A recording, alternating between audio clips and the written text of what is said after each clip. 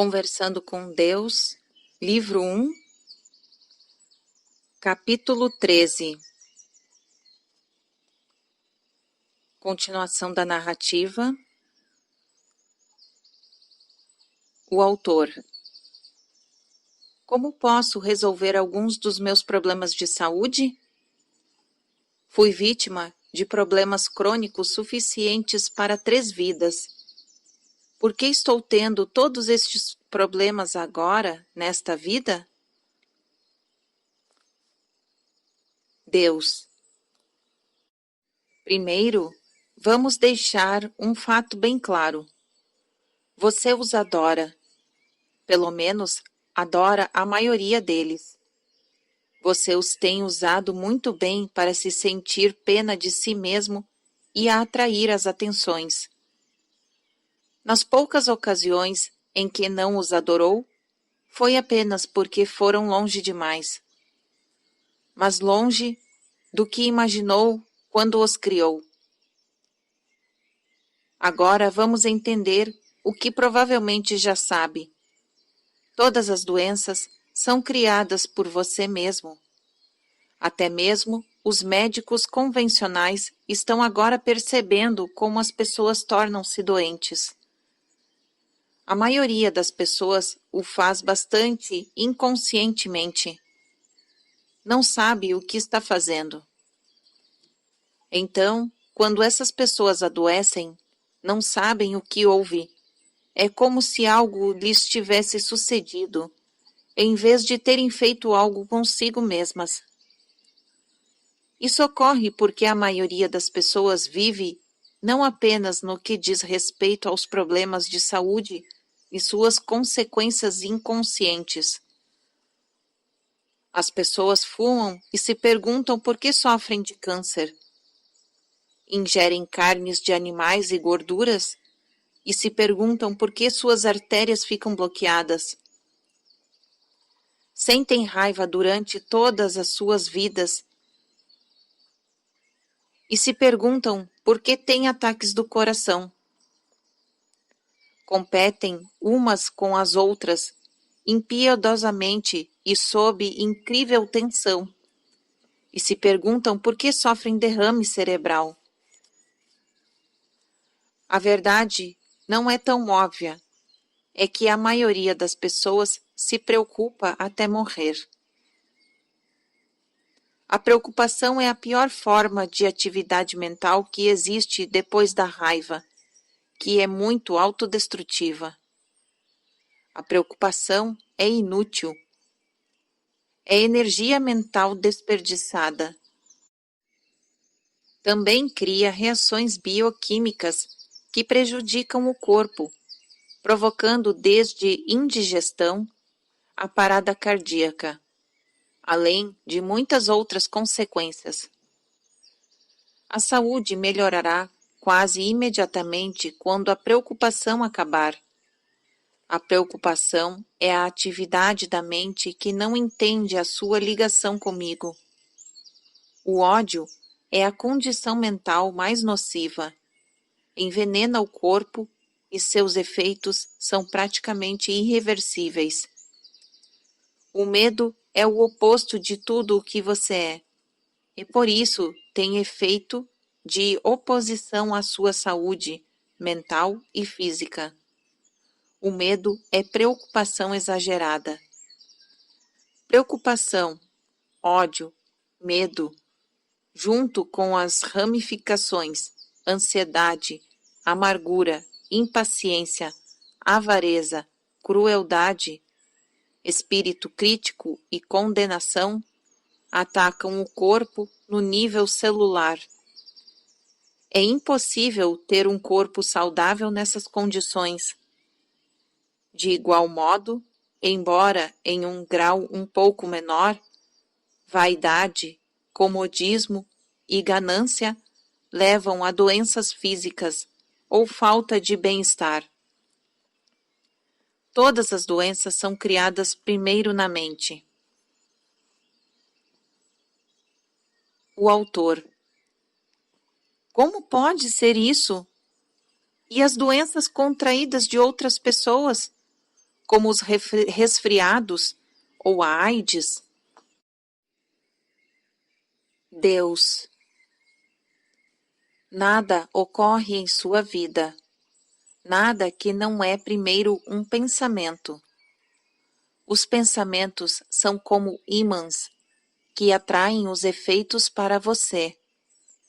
Os pensamentos podem não ser sempre óbvios e, portanto, claramente causativos, como em vou contrair uma doença terrível. Pode ser, geralmente é, muito mais sutil do que isso. Não mereço viver. Minha vida é sempre conturbada. Sou um perdedor. Deus vai me castigar. Estou doente e cansado da vida. Os pensamentos são uma forma de energia muito sutil e, no entanto, extremamente poderosas. As palavras são menos sutis, menos densas.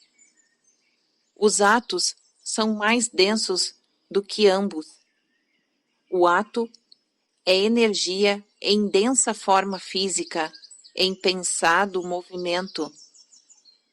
Quando você pensa, diz e age de acordo com um conceito negativo como sou um perdedor, coloca em movimento uma enorme energia criativa.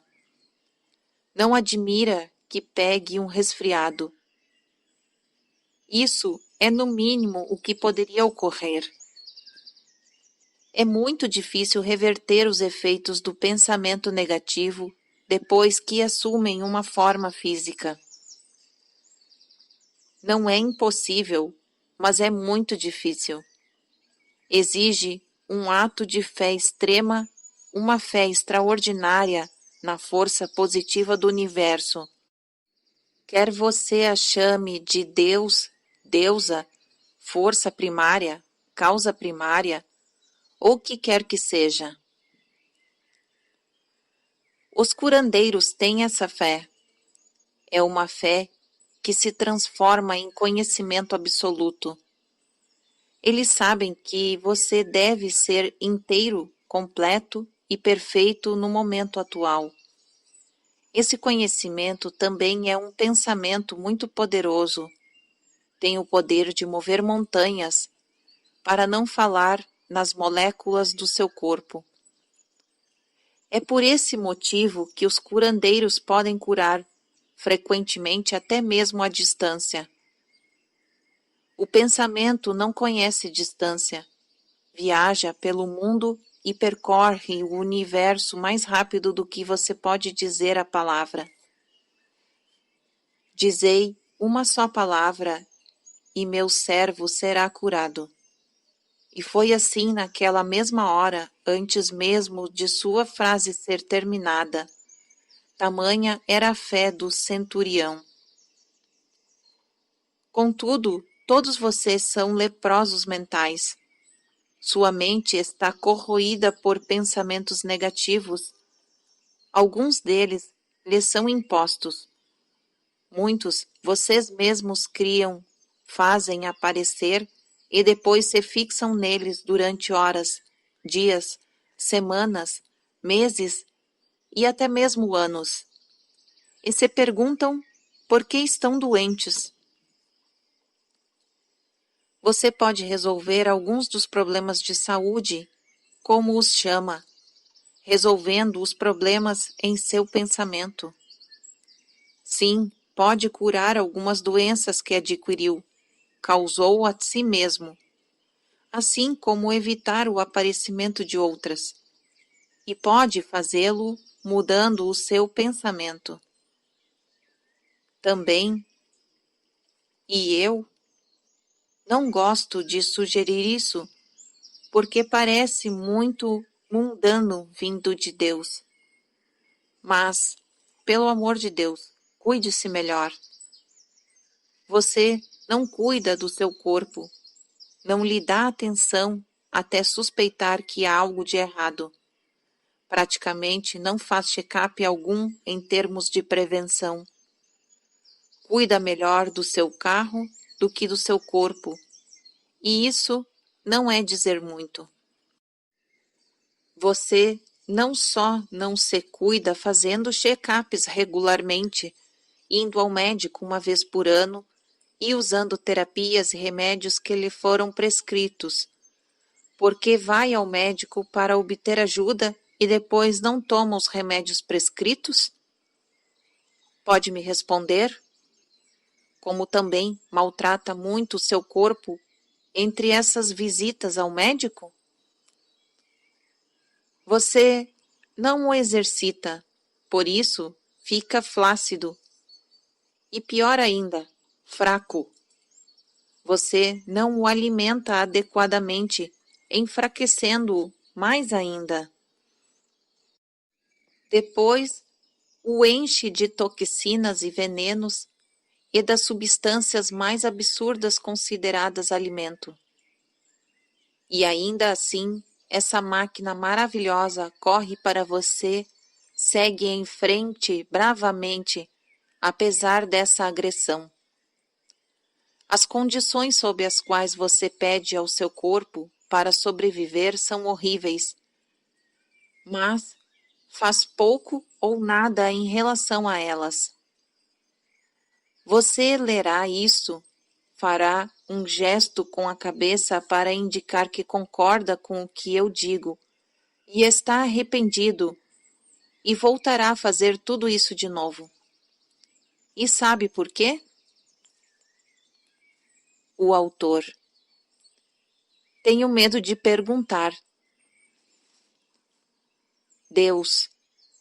Porque não tem vontade de viver. O autor. Isso parece ser uma acusação dura. Deus. Não é minha intenção que seja dura, e tampouco uma acusação. Dura é um termo relativo, um julgamento que você impôs às palavras. Acusação indica culpa, e culpa indica um mau procedimento. Não há mau procedimento envolvido aqui, e, portanto, não há culpa e acusação.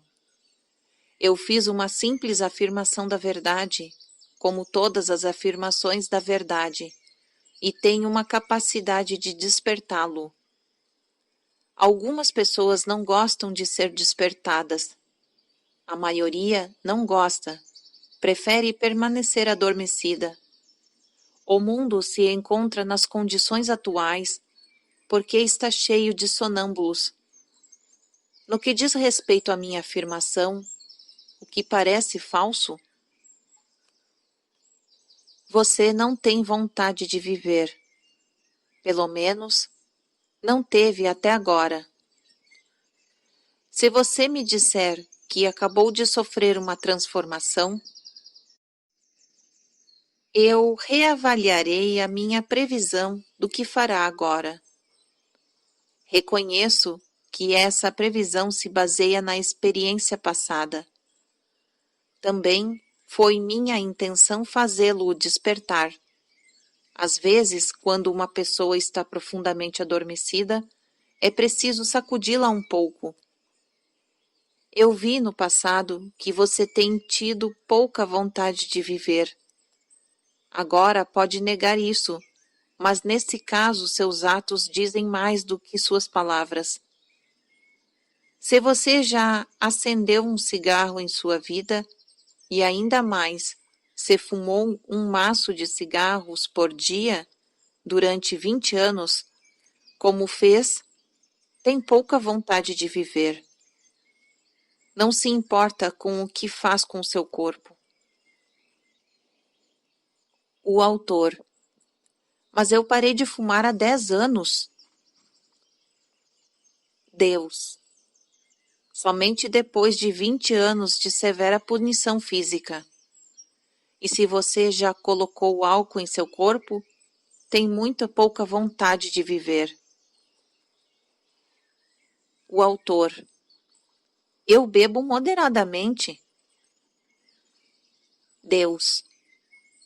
O corpo não foi feito para receber álcool que debilita o manto. O autor. Mas Jesus ingeriu álcool. Ele foi ao casamento e transformou água em vinho. Deus. Quem disse que Jesus era perfeito? O autor. Ah, pelo amor de Deus. Deus. Diga-me, está ficando aborrecido comigo? O autor. Bem longe de mim a ideia de ficar aborrecido com Deus. Quero dizer, seria muita insolência da minha parte, não? Mas eu realmente acho que podemos levar isso um pouco mais longe. Meu pai me ensinou que tudo poderia ser feito com moderação. Creio que agi assim em relação ao álcool. Deus. O corpo pode recuperar-se mais facilmente do uso moderado. Portanto, o que seu pai disse é útil. Contudo, eu insisto na minha afirmação original. O corpo não foi feito para receber álcool. O autor. Mas até mesmo alguns remédios contêm álcool. Deus. Eu não tenho controle sobre o que vocês chamam de remédios e insisto na minha afirmação. O autor. O Senhor é realmente rígido, não?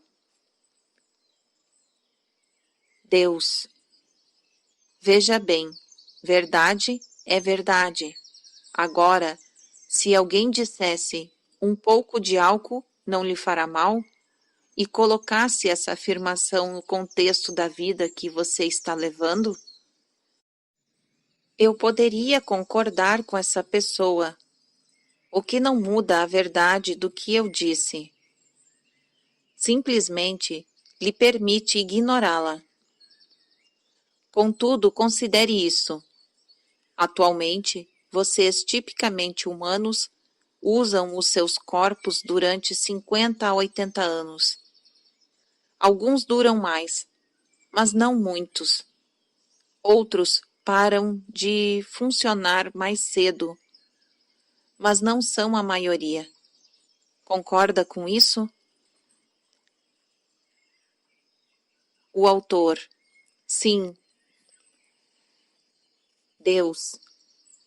Está certo. Então, temos um bom ponto de partida para essa discussão. Quando eu disse que poderia concordar com a afirmação de que um pouco de álcool não lhe fará mal, qualifiquei isso acrescentando, no contexto da vida que você está levando. Você percebe? As pessoas parecem satisfeitas com a vida que estão levando. Mas você pode ficar surpreso ao saber que a vida foi feita para ser levada de um modo totalmente diferente. E seu corpo foi feito para durar muito mais. O autor. Foi? Deus. Sim. O autor. Quanto mais? Deus. Infinitamente mais. O autor. O que isso significa? Deus. Significa, meu filho, que seu corpo foi feito para durar eternamente. O autor. Eternamente? Deus. Sim, leia isto. Para todo o sempre. O autor. O Senhor quer dizer que não devemos morrer? Deus. Vocês nunca morrem. A vida é eterna. São imortais. Simplesmente mudam de forma. Mas nem mesmo tinham de fazer isso. Foram vocês quem decidiram que seria assim, não eu. Eu fiz corpos que durariam eternamente. Você realmente acha que o melhor que Deus poderia fazer era um corpo que duraria de 60 a 70 ou talvez 80 anos e depois se desintegraria? Imagina que esse é o limite da minha capacidade? O autor. Eu nunca pensei em colocar isso exatamente assim. Deus. Eu fiz o seu magnífico corpo para durar para sempre. E os primeiros de vocês realmente viveram no corpo praticamente livres de dor e sem medo do que agora chamam de morte. Em sua mitologia religiosa, vocês simbolizam sua memória celular dessas primeiras versões humanas, chamando-as de Adão e Eva. Na verdade, é claro que existiram mais de dois. No início, a ideia era vocês, almas maravilhosas, terem uma chance de conhecer os seus eus como realmente são, através de experiências realizadas no corpo físico, no mundo relativo, como eu expliquei repetidamente aqui. Isso foi feito através da diminuição do ritmo intenso de todas as vibrações, formas de pensamento, para produzir matéria, inclusive a que chamam de corpo físico. A vida evoluiu através de uma série de passos no piscar de um olho, que vocês agora chamam de bilhões de anos. E nesse instante sagrado, vocês vieram do mar, da água da vida, para a terra, assumir a forma que agora tem. O autor. Então, os evolucionistas estão certos? Deus. Eu acho engraçado, de fato. Isso sempre me diverte. O fato de os seres humanos terem necessidade de separar tudo em certo e errado. Nunca lhes ocorre que criaram esses rótulos para ajudá-los a definir o que é relativo à matéria e seus eus? Nunca lhes ocorre isso? Só ocorre às mentes mais aguçadas, que as coisas podem ser ao mesmo tempo certas e erradas, que apenas no mundo relativo elas são certas ou erradas. No mundo do absoluto, em que o tempo não existe, todas as coisas são tudo. Não há homem e mulher, antes e depois, rápido e devagar, aqui e lá, em cima e embaixo, esquerda e direita, e certo e errado. Seus astronautas tiveram uma noção disso. Eles imaginaram que subiriam para o espaço cósmico, apenas para descobrir quando chegaram lá, que estavam olhando para cima, para a Terra. Ou não estavam? Talvez estivessem olhando para baixo, para a Terra. Mas então, onde estava o Sol? Em cima? Embaixo? Não, ali à esquerda. Então, subitamente, uma coisa não estava em cima ou embaixo, mas na lateral, e assim todas as definições desapareciam. É assim em meu mundo, nossa esfera real. Todas as definições desaparecem, tornando difícil até mesmo falar sobre essa esfera em termos definidos. A religião é a sua tentativa de falar sobre o indizível. Não se sai muito bem nisso. Não, meu filho, os evolucionistas não estão certos. Eu criei tudo, no piscar de um olho. em um instante sagrado, como disseram os criacionistas. E isso foi feito através de um processo de evolução que demorou bilhões e bilhões do que vocês chamam de anos, como dizem os evolucionistas. Ambos estão certos. Como os astronautas descobriram? Tudo depende de como você vê. Mas a verdadeira pergunta é: um instante sagrado, bilhões de anos, qual é a diferença? Você pode simplesmente concordar em que, em algumas das questões da vida, o mistério é grande demais para você resolver? E por que não permitir ao sagrado ser sagrado e deixá-lo em paz? O autor. Acho que todos nós temos uma necessidade incansável de saber. Deus.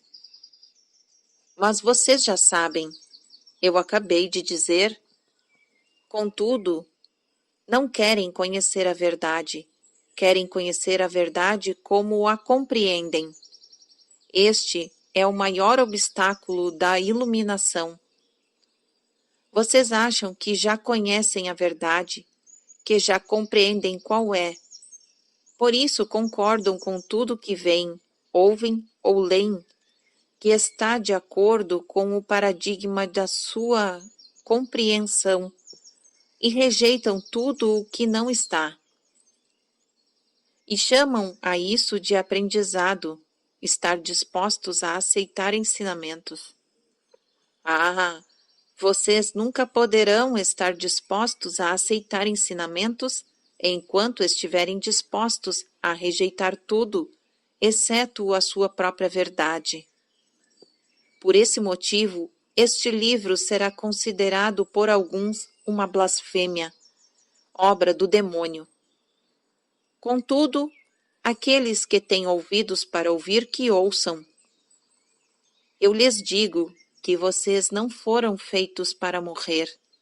Sua forma física foi criada como uma ótima oportunidade, um maravilhoso instrumento, um glorioso veículo que lhe permite experimentar a realidade que criou com a sua mente, conhecer o eu que criou em sua alma.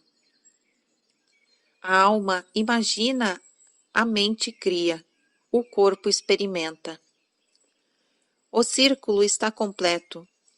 Então, a alma se conhece em sua própria experiência. Se não gosta do que está experimentando, sentindo, ou deseja por qualquer motivo uma experiência diferente, simplesmente imagina uma nova experiência do eu e literalmente muda a sua mente. Logo, o corpo se vê tendo uma nova experiência. Eu sou a ressurreição e a vida. Foi um ótimo exemplo. Como acha que Jesus fez isso? Ou não acredita que aconteceu? Pois acredite, aconteceu. Contudo, a alma nunca dominará o corpo ou a mente. Eu o criei como um ser trino.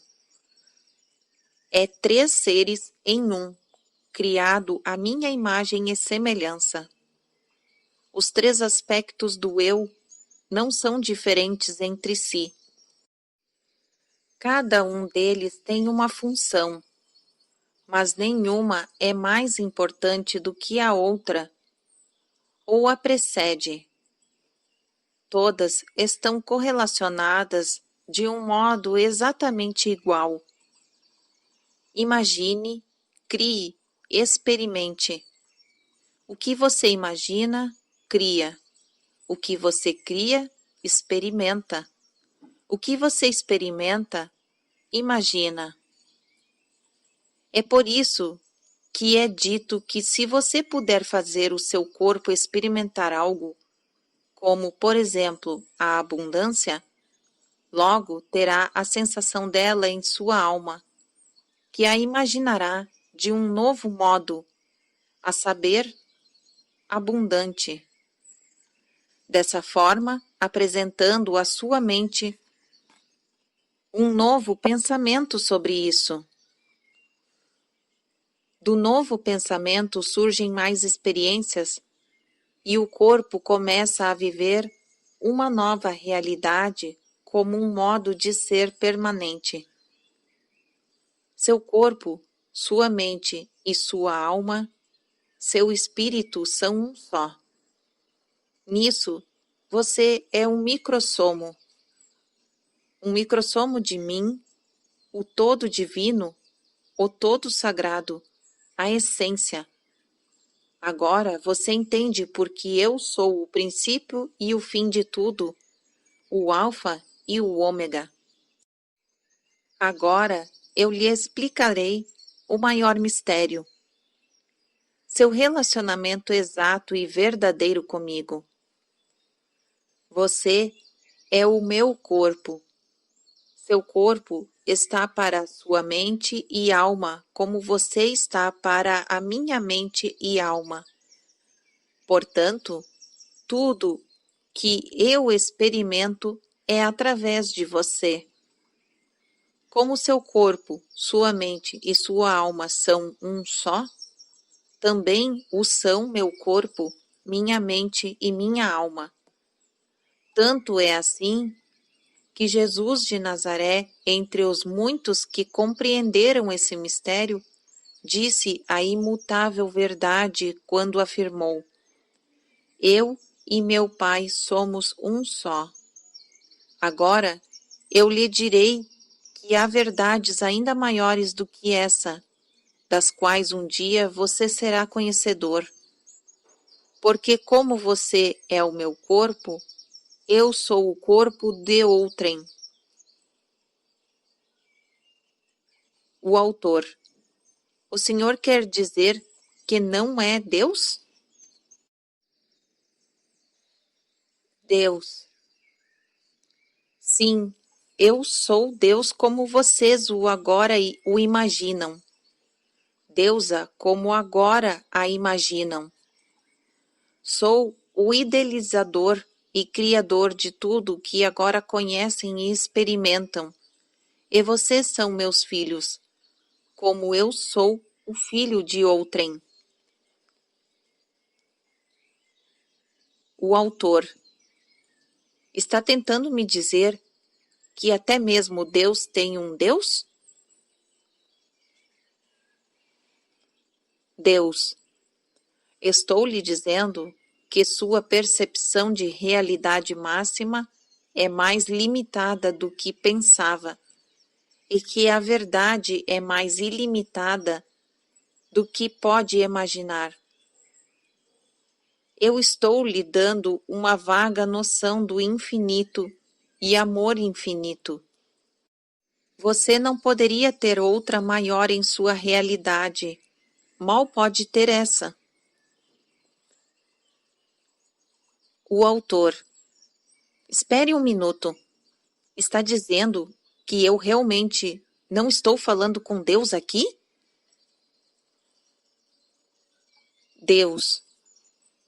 Eu lhe disse, se você imagina Deus como seu Criador e Mestre, como é o Criador e Mestre de seu próprio corpo, eu sou o Deus de sua compreensão.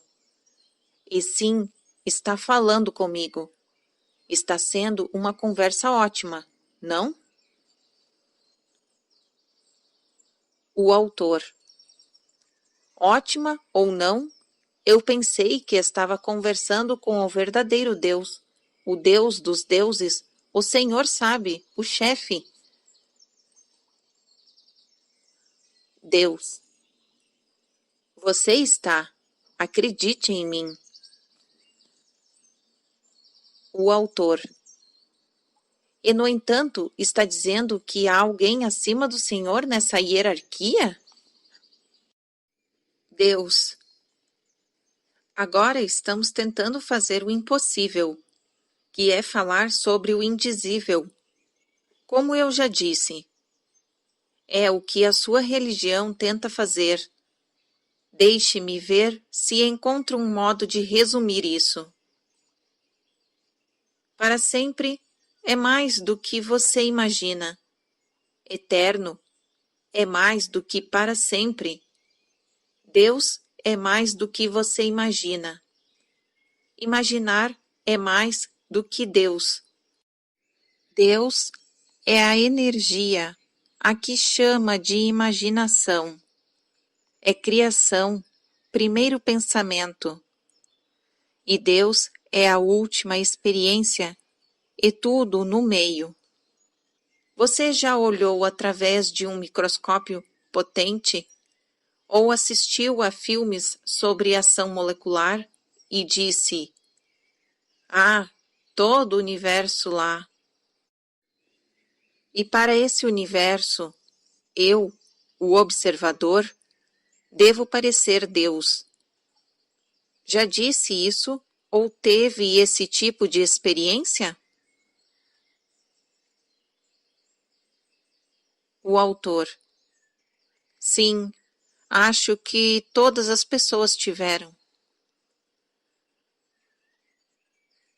Deus: de fato, e você teve por si mesmo uma vaga noção do que eu estou lhe mostrando aqui. E o que faria se eu lhe dissesse que essa realidade da qual teve uma noção nunca termina? O autor: eu lhe diria para explicar isso. Deus: pegue a menor parte do universo que pode imaginar.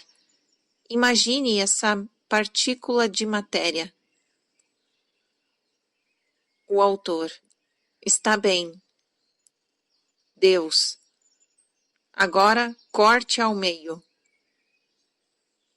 O autor: está bem. Deus: o que você tem? O autor: duas metades menores. Deus: exatamente. Agora faça isso de novo. O que você tem? O autor: duas metades menores ainda. Deus: certo, continue. O que tem? O autor: partes cada vez menores. Deus: sim, mas isso não para?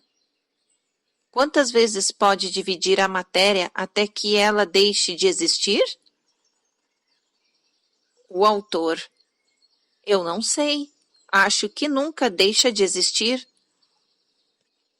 Deus: quer dizer que nunca pode destruí-la totalmente. Tudo o que pode fazer é mudar a sua forma. O autor: parece que sim. Deus: eu lhe digo que você acabou de descobrir o segredo de toda a vida e de ver o infinito. Agora, tenho uma pergunta para lhe fazer. O autor: sim. Deus: o que faz achar que o infinito segue uma única direção? O autor: então, não há um fim para cima, como não há para baixo? Deus: não há em cima ou embaixo, mas eu entendo o que quer dizer. O autor: mas se não há fim para a pequenez, também não há para a grandeza. Deus: correto. O autor: mas se não há fim para a grandeza, então não existe o maior. Isso significa, no sentido mais amplo, que não existe Deus. Deus: ou que talvez tudo é Deus e não existe mais nada. Eu lhe digo que eu sou o que sou e você é o que é. Não pode não ser. Pode mudar tudo o que deseja, mas não pode deixar de ser. Contudo, pode não saber quem é, e por esse motivo experimentar apenas a metade do que é. O autor. Isso seria o inferno. Deus. Exatamente. Mas você não está condenado ao inferno para todo o sempre. Tudo o que é preciso para sair de lá, para livrar-se dessa falta de conhecimento, é conhecer novamente. Você pode fazer isso de muitos modos e em muitos lugares e dimensões. Está em uma dessas dimensões agora, que se chama em sua interpretação a terceira dimensão. O autor. E há muitas mais? Deus. Eu não lhe disse que em meu reino há muitas moradas? Não teria dito isso se não houvessem. O autor. Então, o inferno não existe? Quero dizer, não há um lugar ou dimensão aos quais estamos eternamente condenados. Deus. Qual seria o objetivo disso? Contudo, você está sempre limitado por seu conhecimento, porque você é um ser que criou a si próprio como eu me criei. Você não pode ser o que não sabe que o seu eu é. É por isso que lhe foi dada essa vida, para que pudesse conhecer a si próprio experimentalmente. Então poderá imaginar-se como quem realmente é e criar-se como tal em sua experiência, e o círculo estará novamente completo, só que maior. Portanto, você está passando pelo processo de crescimento, ou, como eu disse em todo este livro, de tornar-se. Não há limites para o que pode tornar-se. O autor. Quer dizer que posso até mesmo tornar-me, ouso dizer, um Deus como o Senhor? Deus.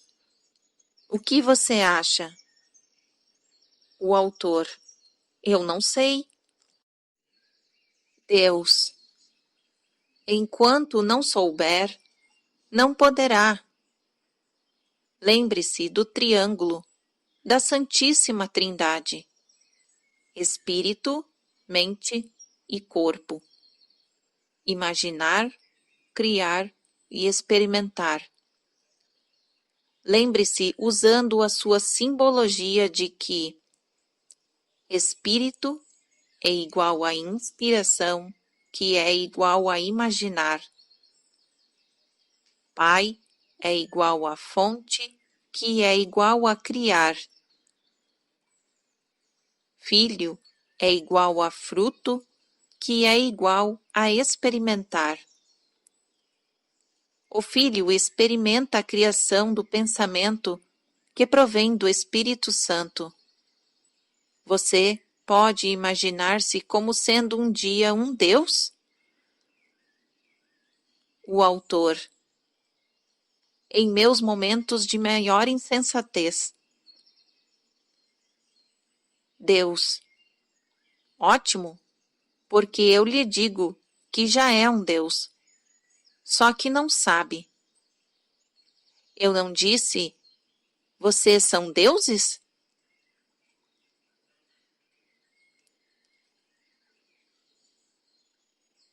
Fim do capítulo 13.